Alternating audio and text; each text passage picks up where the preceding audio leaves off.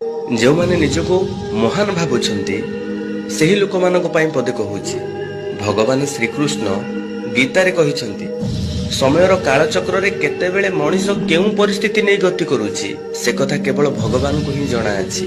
जेपरिक गोटे माछर मन कथा को अन्य माछटी बुझी पारिबो, बग को तो केवल खाइबा जଣା अछि, से बा काई जानिबो माछ मनर दुख कथा।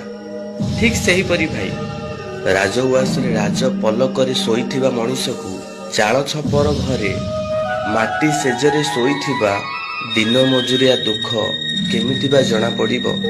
परिस्थिति को नहीं जो मनीष गति करे से ही जानी थाए दुखर धैर्य किपरि। पागल बुझे ना दिन राति माने ना बड़ सान, किंतु जेतेबेले ताकू भोक लागे ना सेतेबेले से सब कथा को सहजरे मानि जाए। खाइबा को देबा बेले ताकू जहा कहिबे से कथा को सुनी थाए। ठीक सही परी मनुष्य भोक समय रे सब कथारे राजी हो जाए, वचन भी दे दिए।